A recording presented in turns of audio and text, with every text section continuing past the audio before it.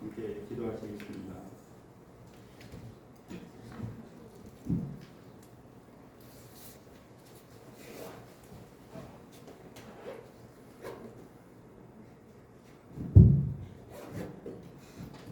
내가 복음을 부끄러워하지 아니하노니 이 복음은 모든 믿는 자에게 구원을 주시는 하나님의 능력됩니다. 첫째는 유대인에게요 또한 헬라인에게로다. 복음에는 하나님의 의가 나타나서 믿음으로 믿게 이르게 하나니 기록된 바 오직 의인은 믿음으로 살리라 함과 같으니라. 항상 함께 하시는 하나님의 크고 놀라우신 은혜를 찬양합니다. 우리는 다 양 같아서 자기 앞길만 찾아 헤매이며 찾아가는 어리석은 인간임을 깨닫습니다. 어지러운 국가의 천국도 따지고 보면 우리의 욕심에서 비롯된 똑같은 인간임을 고백합니다. 나의 자랑을 알아주기를 원했고 항상 사람들로부터 인정받기를 바랐고 자기 의리를 드러내고 싶어합니다. 오직 예수님의 십자가의 은혜로 우리 죄를 사하셔서 하나님과 소통하게 됨을 감사합니다. 말씀과 기도로 하나님과 가까워지고 삶의 중심축이 예수 그리스도를 향해 더욱 가볍고 즐거운 삶이 되길 소망합니다. 매일 주시는 신선한 공기로 감사하고 호흡을 통해 얻는 건강함으로 살아가는 힘이 되는 순간순간 감사한 삶이 되길 소망합니다. 무엇보다도 믿음으로 모든 것을 바라보게 하시고 복음의 앞장서게 도와주십시오. 만나는 사람마다 나의 변화를 보여주고 복음의 빚진 자로서 전도에 힘쓰는 삶이 되게 도와주십시오. 나의 마음을 드리고 시간을 드리고 재물을 들여서 이웃을 섬겨 씨 뿌리는 자의 삶을 살아가길 소원합니다. 이곳 금박교회를 통하여 힘든 이들에게 안식이 되고 주님을 알아가는 교회가 되게 하시고 그렇게 하여 주십시오. 예배에 참가하는 모든 사람의 성령을 체험하길 소망합니다. 외국 유학생들과의 만남을 통해 복음을 알게 하시고 그들 국가에 들어가 많은 열매가 맺을 수 있는 믿음의 자녀로 생성되게 하여 주십시오. 또한 오늘 드리는 예배를 받아주십시오. 말씀 전하시는 김명희 전도사님 받은 은혜가 함께 공유하길 소원합니다. 은혜의 하나님 오늘도 함께하여 주시길 소망합니다. 예수님의 이름으로 기도합니다. 아멘.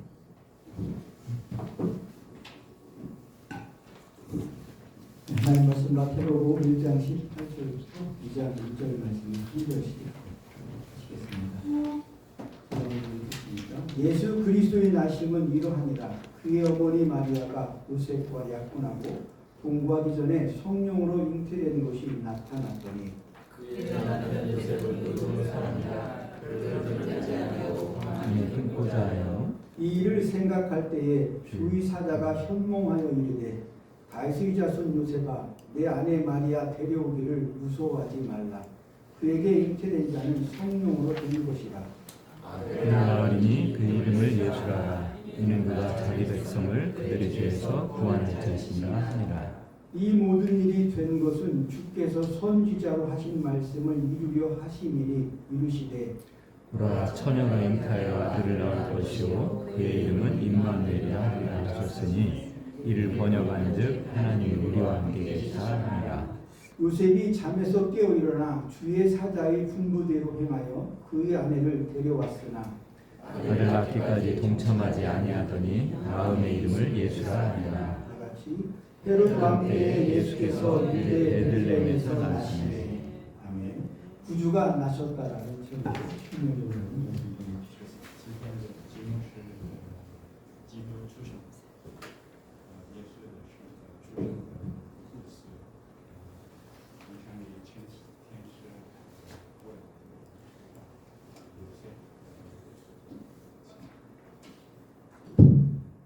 PPT를 좀 바꿔야 합니다.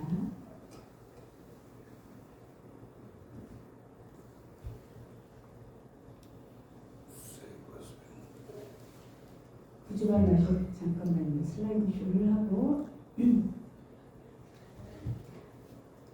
알리 밑에 영어 한번 읽어줄 수 있어요? The Savior has been born. The Savior has been born. 들리니까 제가 작년에도 사실 성탄 예배를 제가 했었더라고요. 설교를. 오늘 날씨가 너무 춥죠.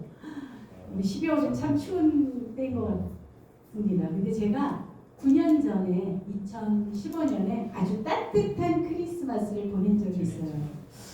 어떻게 따뜻한 크리스마스였을까요? 사실은 이전에 있던 교회에서 대학생들하고 함께 베트남을 간 적이 있었습니다. 베트남에 12월에 갔는데 사진이 참 많았는데 제가 저장해 놓은 게 없어서 어렵게 몇 개 구했습니다. 맨 처음에 있는 사진이 출발할 때예요. 두꺼운 파카에다가 막 추운 12월이니까 이렇게 출발했는데 제가 어디인지 보이시나요, 여러분? 여기 있잖아요. 제법 풋풋했었습니다. 그런데 그곳에 가서는 반팔 입고 함께 이제 거기 유치원 사역하시는 분 거기 가서 유치원 아기들하고 이제 말씀을 함께 나누고 여러 가지 뭐 만들기도 하고 활동도 하고 또 더 지방에 있는 곳에 가서 또 이제 하나님 크리스마스 성탄의 스토리를 함께 나누고 이렇게 아주 따뜻하게 몸도 마음도 따뜻하게 그렇게 보내고 온 적이 있습니다. 그때 우리 애기들하고 또 그곳에 있는 아이들하고 나눴던 말씀을 제가 오늘 한번 나눠보고 싶습니다. 짜잔. 될지 모르겠어요. 하도 오래돼서. 우와, 저기 좀 봐, 저기 뭐야? 저렇게 큰 별이 나타나다니 저건 분명히 왕이 태어났다는 표시일 거야. 오? 왕이 태어났다는 표시라고? 그럼 우리가 이렇게 있을 수가 없지. 빨리 왕을 만나러 가자고. 동방에서 별을 관찰하던 박사님들이 저 하늘에 크고 빛나는 별을 발견했어요. 그래서 그 별을 따라 왕을 만나러 갔어요.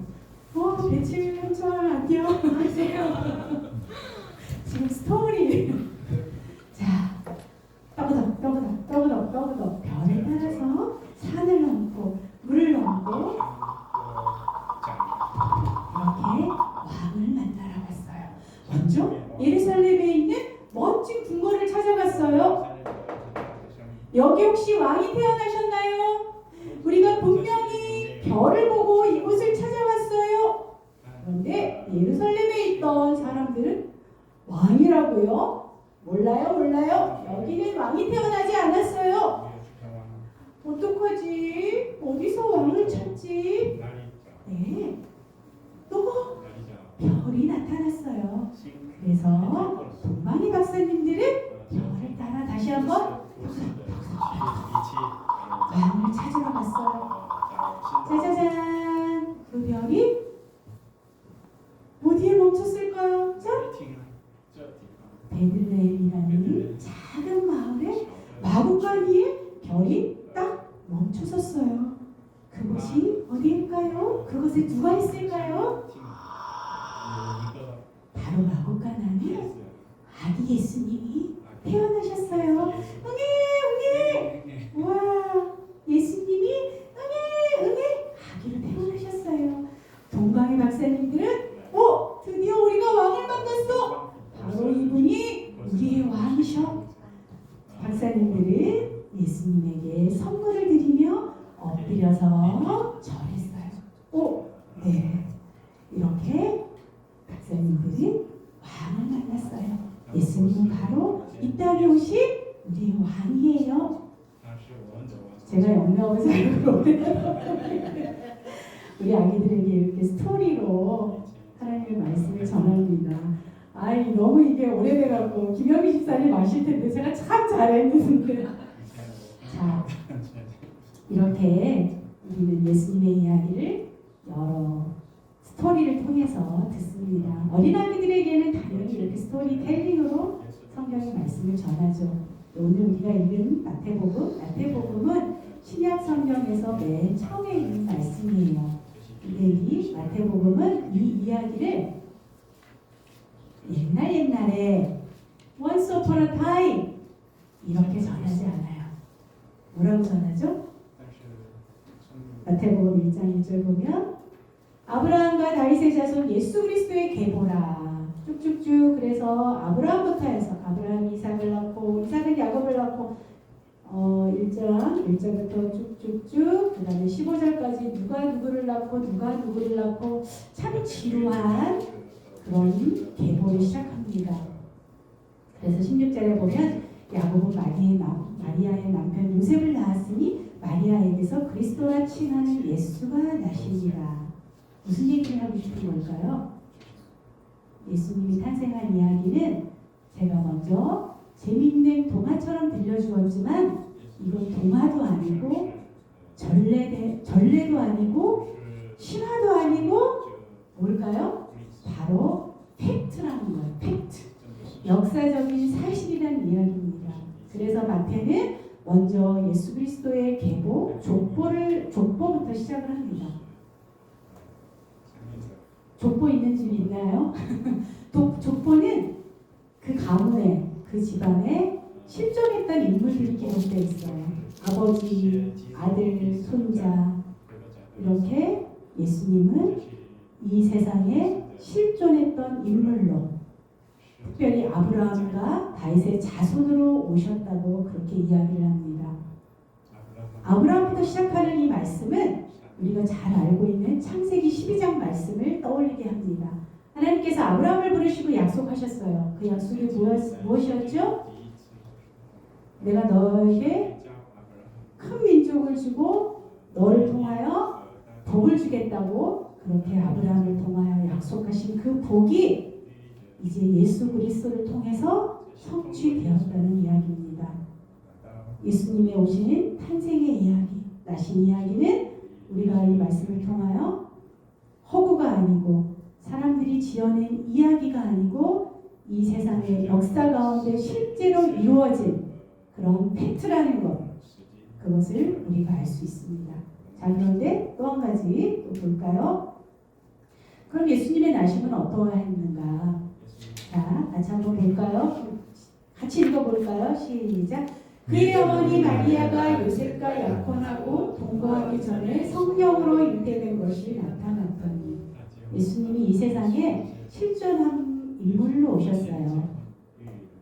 자, 잉태됐다는 건 뭐죠? 출생의 과정을 거쳤다는 거죠. 그렇죠? 출생의 과정을 거쳐서 아기로 오셨다는 얘기인데 우리의 출생과 달라요. 뭐가 다르나요? 우리는 다 생물학적인 그런 출생으로 태어났습니다. 엄마 아버지로부터 태어났는데 예수님은 성령으로 잉태되었다고 말씀합니다. 예수님의 출생은 사람의 방식, 생물학적인 방식이 아닌 하나님께서 하신 성령으로 잉태되셨다고 말을 합니다. 이 이야기는 우리 구약의 한참 전에 구약의 이사야 선지자를 통해서도 예언된 말씀입니다. 보라, 처녀가 잉태하여 아들을 낳을 것이요. 자, 또 한 가지 그 이름을 예수라 하라. 한번 읽어볼까요? 시작. 그의 남편 요셉은 의로운 사람이라 그를 드러내지 아니하고 가만히 끊고자 하여 이 일을 생각할 때에 주의 사자가 현몽하여 이르되 다윗의 자손 요셉아 내 아내 마리아 데려오기를 무서워하지 말라. 그에게 잉태되는 자는 성령으로 된 것이다. 아들을 낳으니 이름을 예수라 하라. 이는 그가 자기 백성을 그들의 죄에서 구원할 자이시니라 하니라. 예수라는 이름이 어떤 뜻인가? 사실 이름에는 단순한 호칭 이상의 의미가 있습니다. 부모님들이 우리의 이름을 지을 때는 뭔가 이 아이가 이렇게 되었으면 좋겠다 하는 바람도 들어있고요. 이런 인생을 살았으면 하는 그런 소망들이 들어있기도 합니다. 예전에는 더 있습니다. 이름의 의미는 훨씬 더 크고 중요했고 그 사람의 어떤 운명을 또 그 사람이 앞으로 살아갈 삶의 그런 모습들을 이렇게 품기도 했습니다. 예수라는 이름의 의미는 뭘까요? 구약에서는 여호수아라는 이름입니다. 바로 어떤 뜻이냐 하면 여호와께서 구원하시다, 하나님은 구원이시다라는 의미입니다. 예수님이라는 그 이름의 의미 자체에 구원, 하나님의 구원이 들어있고요. 예수님은 또 그것을 위해서, 그 목적을 위해서 이 땅에 아기로 태어나셨습니다. 자기 백성을 그들의 죄에서 구원할 자라고 그렇게 말씀합니다. 세이비어, 그분이 오늘 태어나셨습니다. 근데 그분의 이름은 단지 예수라는 이름뿐이 아니고, 자, 그의 이름을 임마누엘이라 하리라 말씀을 하셨죠. 임마누엘의 뜻은 하나님이 우리와 함께 계시다 합니다. 자, 임마누엘, God with us, 우리와 함께하는 하나님. 무슨 말인가요? 예수님은 이 땅에 아기로 태어나신, 출생의 과정을 겪으신 완전한 인간의 몸으로 오셨어요. 그러나 그분은 인간뿐만이 아니고 하나님이라는 거예요. 이 놀라우신 분, 온전한 인간이면서 온전한 하나님, 그분이 바로 예수님입니다. 그래서 그분은 다 임마누엘이라고 또 그렇게 부를 수 있습니다. 요한복음에서는 이렇게 또 표현하고 있습니다. 말씀이 육신이 되어 우리 가운데 거하시네. 요한복음은 예수 그리스도의 탄생 이야기를 마태처럼 이렇게 아기로 태어난 그렇게 표현하지는 않았어요. 말씀이 태초에 붙어 있던 말씀이 육신이 되어서 우리 가운데 거하셨다라고 표현하고 있습니다. 이 말은 뭐죠? 하나님께서 우리에게 오셨다는 이야기입니다. 하나님께서 우리에게 가까이 오셨다는 이야기입니다. 왜 오셨어요? 함께하기 위해서. 함께하기 위해서 그분이 우리에게 오셨습니다. 함께 있다는 게 어떤 뜻인가요? 내가 누구와 같이 그냥 같은 공간에 있는 걸 가지고 함께 있다고 우리가 말하진 않아요. 함께 있다는 건 내가 그 사람과 대화할 수 있고, 내가 그 사람을 만질 수 있고, 내가 그 사람과 소통할 수 있고, 그걸 우리는 함께 있다고 말할 수 있을 것입니다. 하나님께서 우리와 소통하기 위해서, 우리와 교제하고 싶어서 우리에게 오셨습니다. 기독교의 가장 큰 차이는 이겁니다. 다른 세상의 모든 종교는 사람이 하나님을 찾아서 가는 길입니다. 하나님을 찾아서 어떤 구도의 길과 기도와 어쩌면 고행까지도 하고, 뭐 이슬람의 그 라마단 얼마나 힘듭니까? 저는 하라고 해도 못할 것 같아요. 모든 종교는 사람이 하나님을, 신을 찾아갑니다. 그런데 기독교는 하나님을 찾아오셨습니다. 하나님이 하셨습니다. 가장 큰 차이. 하나님이 나와 함께하기 위해서 이 땅에 아기로 오셨다는 것. 그게 바로 크리스마스 성탄의 의미입니다. 자, 우리가 이 장은 1절밖에 안 봤는데요. 한번 같이 읽어볼까요? 시작. 헤로드 왕 때 예수께서 유대 베들레헴에서 나시매 동방으로부터 박사들이 예루살렘에 이르러 말하되 유대인의 왕으로 나신 이가 어디 계시냐? 우리가 동방에서 그의 별을 보고 그에게 경배하러 왔노라 하니 헤로드 왕과 온 예루살렘이 듣고 소동한지라. 이것만 읽고요. 예수님이 태어나셨는데 그때가 유대의 헤롯이 왕으로 있을 때였습니다. 아까 제가 앞에 스토리텔링으로 얘기했던 것처럼 동방에서부터 박사라고 표현되어 있지만 고대의 과학자들, 특별히 이제 별을 관찰하는, 그래서 영어 성경에는 점성술사라고 그렇게 번역이 되어 있어요. 또는 고대의 현자들을 의미하는 겁니다. 그들이 별을 연구하다가 크고 빛나는 별을 보고, 와, 저건 분명히 유대 땅에 왕이 태어난다는 징조야. 그것을 보고 정말 먼 거리를 여행해서 예수님을 만나러 왔어요. 근데 유대 땅에 예루살렘이 수도예요. 지금 말하면 왕궁이 있는 곳이에요. 먼저 그래서 예루살렘을 먼저 찾아왔어요. 그래서 유대인의 왕으로 나시니가 어디 계시냐? 헤롯 왕이 그 얘기를 들었을 때 어땠을까요? 내가 왕인데 유대의 왕이 태어났다고? 이거는 정말 대단한 자신에 대한 위협이고 분노를 일으키기에 충분하고 적대감을 품기에 충분합니다. 그래서 헤롯 왕은 무척이나 소동합니다. 뒤에 성경의 뒤에 보면 헤롯 왕은 자신의 권력을 빼앗길까봐 두려워서 예수님이 태어났던 그 시기에 있는 베들레헴의 영아들을 다 죽여버려요.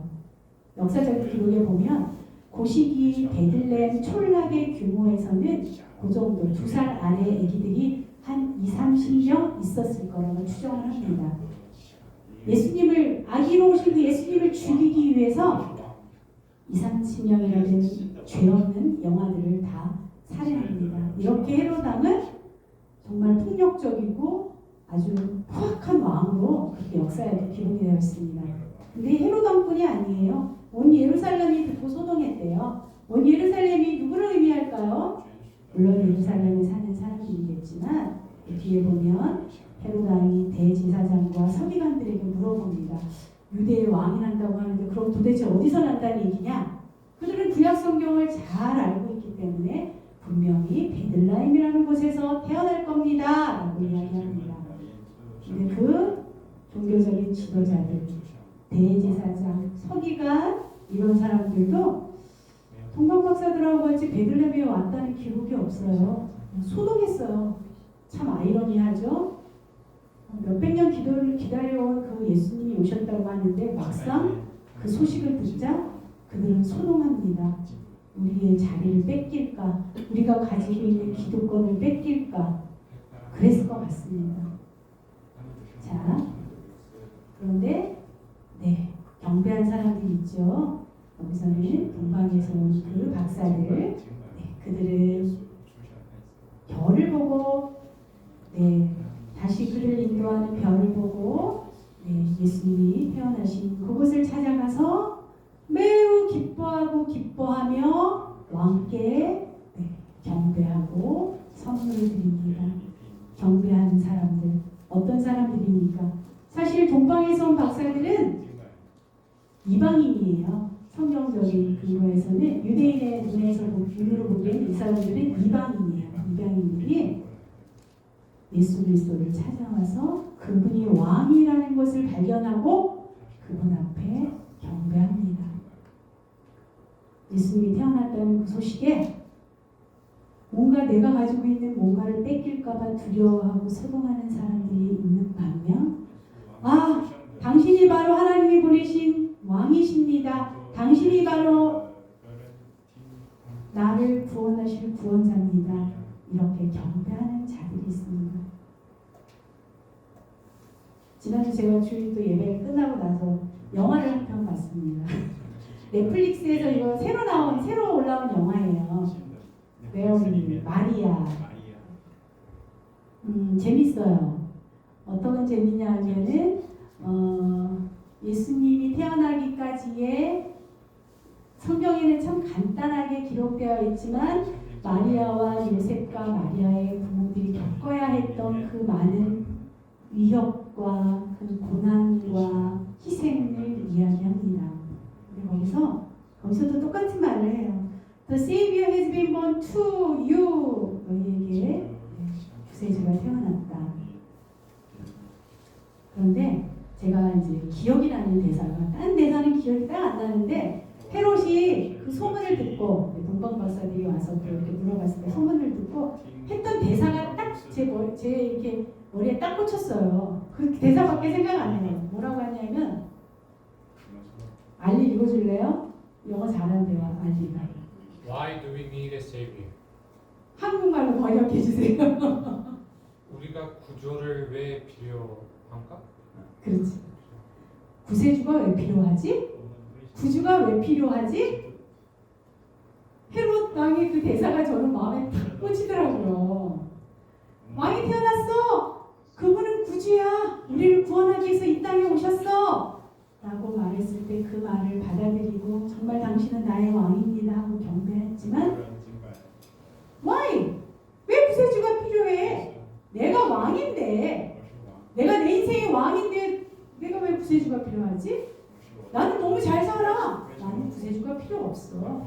내가 믿는 신이 있는데 굳이 예수님이라는 그분이 나한테 왜 필요하지? 김만승 집사님? 예. 집사님에게는 왜 구세주가 필요합니까? 쉽게 얘기해주세요. 내 스스로는 어떤 구원을 받을 수 없기 때문에 내 스스로 나의 구원을 이룰 수 없기 때문에. 자, 이제 누구한테 물어볼까요? 김종필 집사님, 네. 왜 구세주가 필요합니까? 집사님에게는? 잘 모르겠습니다. 잘 모르겠습니다. 아우, 너무도 정답입니다.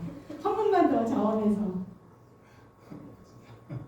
왜 구세주가 필요하지? 결국 헤롯은 아까 말씀드린 것처럼 그 어린 애기들 영아들을 살해하고 한 1년 정도 있다가 그냥 고통스럽게 죽음을 맞이합니다. 왜 구세주가 필요한가요? 여러분들 각자 물론 예수님을 영접하고 예수님의 자녀로 살아가는 우리에게는 정확하게 말로 표현하지 않지만 다 이유들이 있어요. 오늘 성경에서 말씀하신 몇 가지만 살펴보고 말씀을 마치려고 합니다. 자, 마태복음 4장 16절에 말씀 한번 읽어볼까요? 시작. 흑암에 앉은 백성이 큰 빛을 보았고 사망의 땅과 그늘에 앉은 자들에게 빛이 비치었도다. 성경은 우리가 흑암에 앉아 있다고 말합니다. 사망의 땅과 그늘에 앉아 있는 자라고 합니다. 우리는 이 흑암을 벗어날 수 있는 능력이 없어요. 빛이신 예수님이 오셔서 우리에게 빛을 비춰주실 때 흑암이 물러가고 또 우리 사망의 땅과 그늘에 앉은 우리에게 희망이 있습니다. 빛이 비친 그 방식이 바로 예수님이 이 땅에 오신 크리스마스의 의미입니다. 예수님이 이 땅에 오셔서 우리에게 빛을 비춰주셔서 흑암에 앉았던 우리를 건져주셨습니다. 로마서의 말씀 한번 읽어볼까요? 그러므로 한 사람으로 말미암아 죄가 세상에 들어오고 죄로 말미암아 사망이 들어왔나니 이와 같이 모든 사람이 죄를 지었으므로 사망이 모든 사람에게 이르렀느니라. 나 너무 억울해요. 내가 무슨 죄를 졌다 그래요. 난 정말 착하게 살았어요. 나 별로 남에게 나쁜 짓도 안 했는데 난 죄인이 아닌 것 같아요. 내가 굳이 구원받을 이유가 있을까요? 그렇게 말하는 사람들이 정말 많이 있을 것 같습니다. 헤롯뿐만이 아니죠.